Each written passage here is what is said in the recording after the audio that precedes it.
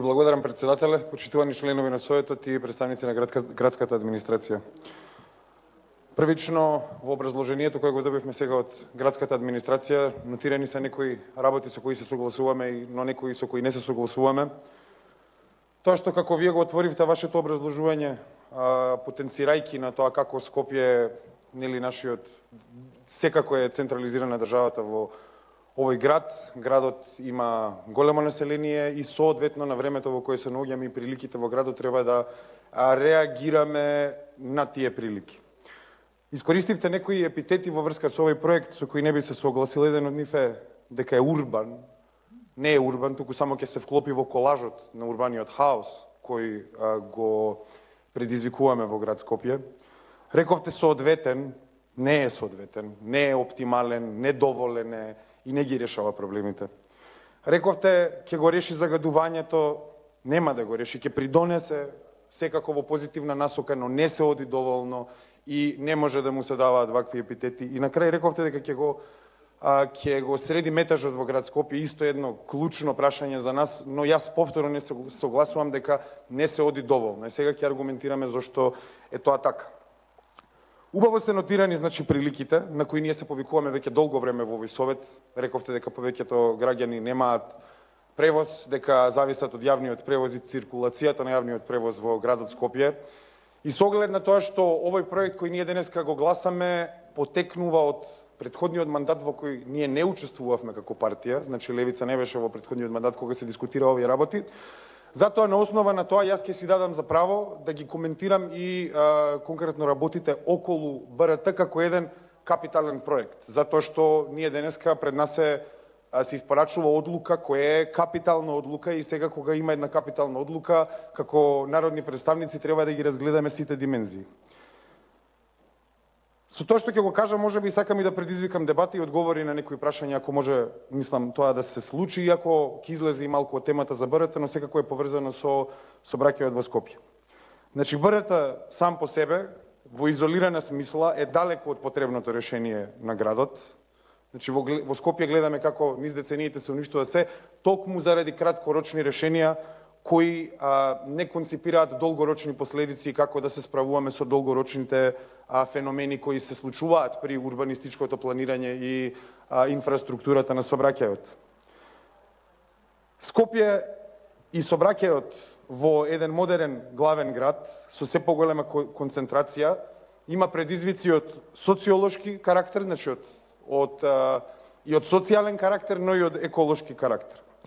Првично, во моменталниот јавен градски превоз, веќе долго време е потребна ревизија на автобуските линии кои ги имаме, затоа што тие автобуски линии потекнуваат од 90-тите и порано, кога едноставно демографијата и концентрираноста на и урбанистичката распределба во градот биле во една друга констелација.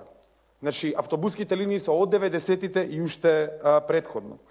И при потполна ревизија треба да се воведат, треба да се размислува како да се направат едни долги линии на оската исток-запад, нели долгата оска на градот и кратки линии на оската север-југ. Второ, мораме да размислуваме конкретно, затоа што нели ова е капитална инвестиција и нашите 4 советници ќе пробаат да аргументираат во дослух со представници од фелите кои се засегаат со ова и ќе представиме некои аргументи тука во однос на ова.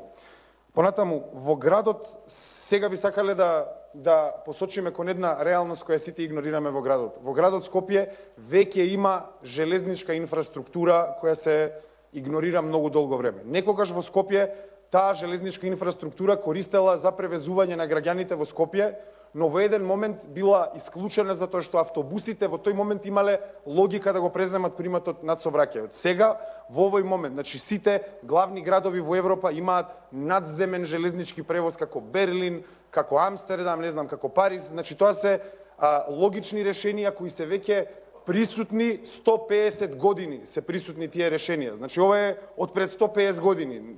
железничкиот превоз. Ние имаме ваква инфраструктура и би сакал да посочам на која оска се случува таа инфраструктура. Значи тоа е Драчево, кисела вода, аеродром, главна железничка станица, на кај Скопје Север, каде што имаме многу голем проблем. Значи, Бутел, Радишани, Скопје Север, Чаир, Шуто, Ризари, имаат само едно грло за комуникација со остатокот на градот, генерално тоа грло е Чаирчанка. Со алтернативни превози, со железнички превоз кој може да биде алтернатива на метрото, кој не можеме никогаш и нема да можеме да го направиме, се нуди нели алтернатива на тоа. И ќе има логика зашто го зборувам ова, затоа што веќе кога правиме вакви крупни чекори, можеби, значи ова е за волја на дебатата, можеби Скопје и ние како мандат еднаш да преземеме на нас една историска одговорност, а тоа е да размислиме за пошироко санирање на сообраќајот во Скопје. Сега каде оди ова?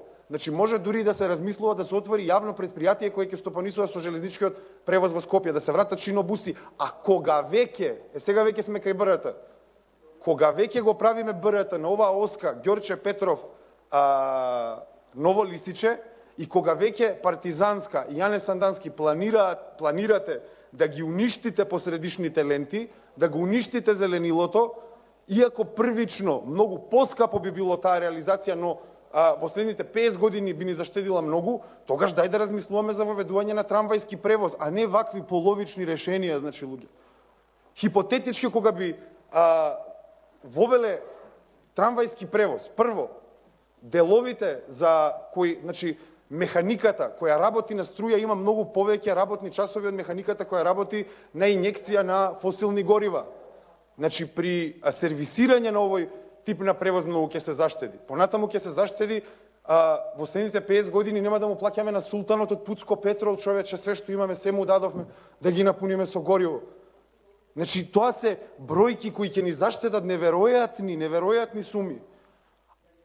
А другите два клучни аргументи тука е, што зборуваме за метеж.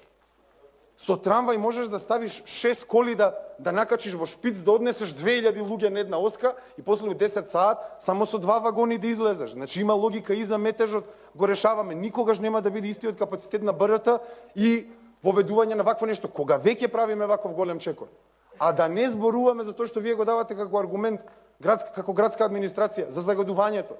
Вака се решава загадувањето, драги мои, со тоа што ќе дозволите илјадници граѓани да се возат со сосема зелен превоз, кој нели во овој случај трамвајот.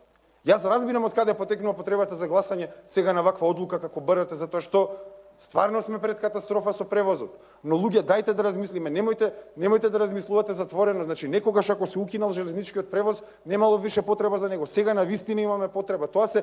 Таму се движат трендовите во Европа, значи се враќа шинскиот превоз. И сите тие работи, мислам, веројатно можете да претпоставите каде оди нашата аргументација дека ние нема да го поддржиме ова затоа што стварно е несоодветно.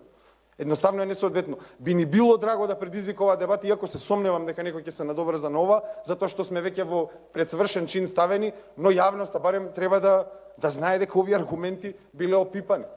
Просто. Ви благодарам многу.